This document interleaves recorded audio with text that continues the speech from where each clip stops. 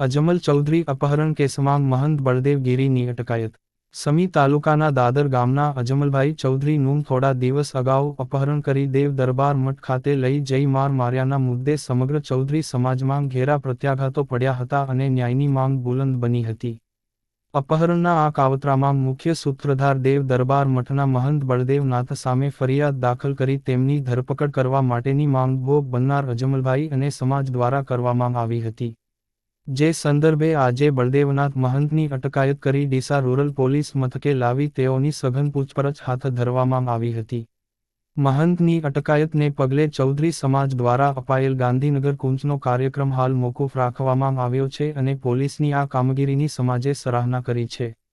સમી તાલુકાના દાદર ગામે રહેતા અજમલભાઈ ચૌધરી થોડા દિવસ અગાઉ કાંકરેજ તાલુકાના માડલા ગામે બેસણામાં ગયા હતા. ત્યારબાદ તેઓ થરા દિયોદર નાળા પાસેથી પરત જઈ રહ્યા હતા તે દરમિયાન કેટલાક શખ્સો તેમની કારમાં જબરજસ્તીથી ઘૂસી ગયા હતા અને અજમલભાઈ ચૌધરીને બળપૂર્વક જાગીર મઠ ખાતે લઈ ગયા હતા જ્યાં તેમની સાથે મારપીટ કરી માફી મંગાવતો વિડીયો સોશિયલ મીડિયામાં વાયરલ થયો હતો. ત્યારબાદ ઈજાગ્રસ્તને પાટણની ખાનગી હોસ્પિટલમાં સારવાર અર્થે દાખલ કરવામાં આવ્યા હતા જે દરમિયાન ભોગ બનનાર આધેડે આ બાબતે પોલીસ ફરિયાદ કરી ન્યાયની માંગ કરી હતી. આધેડનું અપહરણ જેના ઇશારે થયું હતું તે દેવદરબાર મઠના મહંત બળદેવનાથ સામે પોલીસે ગુનો દાખલ ન કરતા ચૌધરી સમાજમાં પોલીસની કામગીરી સામે આક્રોશ જોવા મળ્યો હતો અને ન્યાયની માંગ સાથે ઠેર ઠેર ચૌધરી સમાજના મહાસંમેલનો યોજાયા હતા. મહંત સામે ફરિયાદ દાખલ ન થાય તો આગામી સમયમાં ગાંધીનગર કૂચ કરવાની પણ ચીમકી આપી હતી જે મુદ્દે બનાસકાંઠા પોલીસ હરકતમાં આવી હતી અને આજે દેવ દરબાર મઠના મહંત બળદેવનાથની અટકાયત કરી ડીસા રૂરલ પોલીસ મથકે લાવી તેઓની સઘન પૂછપરછ હાથ ધરી હતી. ચૌધરી સમાજ દ્વારા મહંત સામે ગુનો નોંધી કાયદેસરની કાર્યવાહીની માંગણી હતી જે માંગણી મહંતની અટકાયતથી સંતોષાતા આ મુદ્દો થાળે પડ્યો છે. આ બાબતે ભોગ બનનાર અજમલભાઈ ચૌધરીએ જણાવ્યું હતું કે અપહરણ કરાવનાર મુખ્ય સૂત્રધાર બળદેવનાથને આજે પોલીસે પકડી પોલીસ સ્ટેશનમાં લાવી તેનું નામ ફરિયાદમાં દાખલ કર્યું છે. તો સામાજિક આગેવાન સાગર ચૌધરીએ જણાવ્યું હતું કે છેલ્લા ઘણા દિવસથી પોલીસ પ્રશાસન સાથે અને સમાજના આગેવાનો સાથે ચર્ચાઓ કરી પોલીસ સમક્ષ જે વાતો મૂકી હતી તે બનાસકાંઠા પોલીસે સાંભળી છે. મહંત બળદેવનાથનું નામ ફરિયાદમાં દાખલ કરી તેમની ધરપકડ કરી છે. અમારી માંગ આદર્શ ન્યાયની વાતની હતી. પોલીસે કરેલી કાર્યવાહીથી અમને ન્યાય મળી રહ્યો હોય તેવું લાગી રહ્યું છે. કાયદો કાયદાનું કામ કરશે અને પોલીસ નિષ્પક્ષ અને તટસ્થ રીતે આ કેસમાં આગળની કાર્યવાહી કરશે તેવો અમને વિશ્વાસ છે. અમારે જે ન્યાય જોઈતો હતો તે મળી ગયો છે તેથી રેલી બાબતનો નિર્ણય મોકૂફ રાખવામાં આવ્યો છે.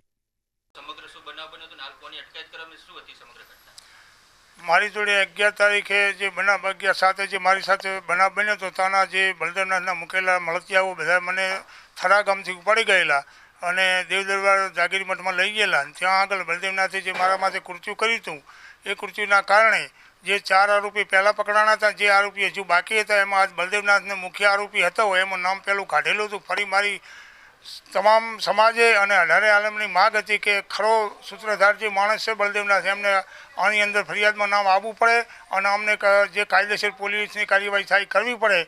એના માટે આજે મને જાણવા મળેલું છે કે બળદેવનાથને પોલીસે પકડેલા છે અને એફઆઈઆરની નામ દાખલ કરેલું છે. અજમલ કાકાના ધર્મપત્નીએ અન્ન ત્યાગ કરેલો અને એ પ્રવાહી પર હતા અને એના માટે થઈને અત્યારે હમણાં એમના નિવાસ સ્થાને સમાજના યુવા પ્રતિનિધિઓ, સમાજના જવાબદાર પ્રતિનિધિઓ, સમાજના અગ્રણીઓ બેસી અને એ જે અન્ન ત્યાગ કર્યો છે એના પારણા કરાવવાની પણ અમે પ્રક્રિયા કરવાનું નક્કી કર્યું છે.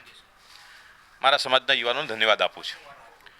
મારા સમાજના યુવાનોએ અમારા સૌ આગેવાનો ઉપર જે ભરોસો મૂક્યો, દ્રઢ વિશ્વાસ રાખ્યો, અમે જે વાતો મૂકી, અમે જે રજૂઆતો મૂકી એ વાતો રજૂઆતોમાં જે સૂર પુરાવ્યો વિશ્વાસ રાખીને એ બદલ મારા સૌ યુવાનોનો હૃદયપૂર્વક આભાર માનું છું. એમને અમે મંચ પરથી જે આદર્શ વિચારધારાના વિચારો જે મૂકેલા એ હું આજે ખૂબ ગૌરવ સાથે કહી શકું કે મારા આંજણા ચૌધરી સમાજના યુવાનોએ આ સમગ્ર સંઘર્ષ દરમિયાન આદર્શ વિચારોને ચરિતાર્થ કર્યા છે. વાણી, વર્તન અને વ્યવહારમાં પણ મારા સમાજના યુવાનોએ આદર્શ વિચારોને મૂક્યા છે. એ બદલ હું મારા સમગ્ર સમાજના યુવાનોનો હૃદયપૂર્વક આભાર માનું છું અને વિનંતી કરું છું કે મારા યુવાનો અગાઉ પણ જેમ આપણે આ સંઘર્ષની અંદર આદર્શ વિચારધારા સાથે આગળ વધ્યા એ જ પ્રમાણે આ ઘટના અને આના પછી કંઈ પણ બાબત હોય નાનો મોટો વિષય તો એમાં પણ આપણે આદર્શ વિચારોને વળગી રહીએ. લૂંટ જેવી ઘટના કે જે બંદૂકની જે બનાવ બન્યો હતો એ બાબતે કોઈ હાઈકોર્ટમાં તમે દરવાજો ખખડાવશો? પોલીસ પ્રશાસનને અમે કહ્યું છે કે જે ઘટના ઘટી છે એમાં જે સત્ય હોય એ સત્યની સાથે પોલીસ પ્રશાસન કામગીરી કરે. અમે આપને કહ્યું એ પ્રમાણે અમારે જે ન્યાય જોઈતો હતો એ આદર્શ ન્યાય જોઈતો હતો અને મને એવું લાગે છે કે આદર્શ ન્યાય અમારી સમગ્ર કમિટીને લાગે છે કે આદર્શ ન્યાય અમને મળી રહ્યો છે. એટલે આ રેલી બાબતનો જે નિર્ણય છે એ અમે અત્યારે મોકૂફ કરીએ છીએ અને અમારા સમાજના યુવાનોને અમે બોલાવી અને સમાજના યુવાનો વચ્ચે આ વાત મૂકી આગળનું જે કંઈ હશે એ અમે સમાજના યુવાનો વચ્ચે વાત મૂકીશું.